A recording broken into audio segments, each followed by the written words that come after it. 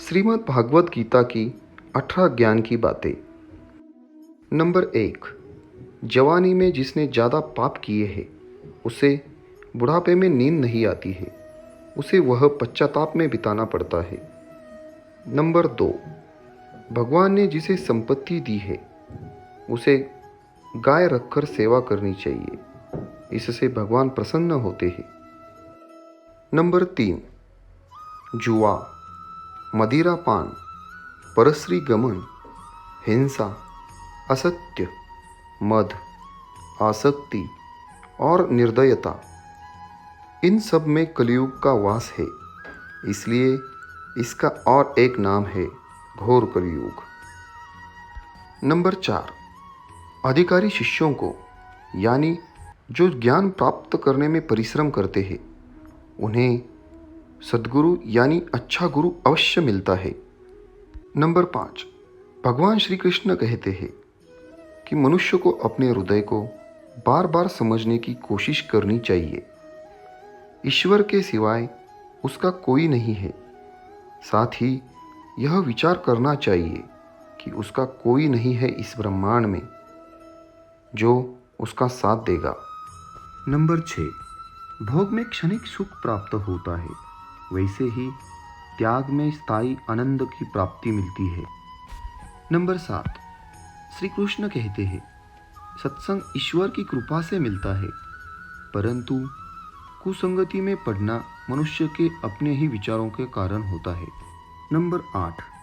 याद रखें, लोभ और मोह माया पाप के माता पिता कहे जाते हैं और साथ ही लोभ पाप का बाप कहा जाता है।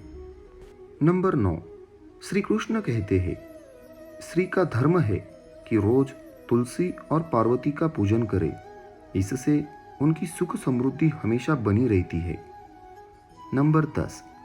मनुष्य को अपने मन और बुद्धि पर हमेशा विश्वास नहीं करना चाहिए, क्योंकि ये बार बार मनुष्य को दगा देते हैं। याद रखें, खुद को निर्दोष मानना बहुत बड़ा गुनाह साबित होता है। नंबर 11।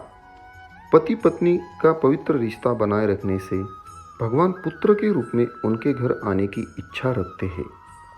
नंबर 12। भगवान इन सभी कसौटियों को कसकर जांच परख कर ही मनुष्य को अपनाते हैं, इसलिए मन में गलत विचार नहीं रखना चाहिए और सदैव आप सभी के साथ प्रेम की भावना से रहनी चाहिए। नंबर 13। सुख एवं आनंद मनुष्य के भीतर ही निवास करते हैं, परंतु मनुष्य उसे स्त्री में, घर में और बाहरी सुख प्राप्ति में ही ढूंढता रहता है। नंबर 14। श्री कृष्ण कहते हैं भगवान की उपासना केवल शरीर से नहीं बल्कि मन से करनी चाहिए। ईश्वर का वंदन उन्हें प्रेम बंधन से बांध देता है। नंबर 15। मनुष्य की वासना ही उसके पुनर्जन्म का कारण होती है। नंबर 16। मनुष्य इंद्रियों के अधीन है, इसलिए उसके जीवन में विकार और परेशानियां आती है। नंबर 17।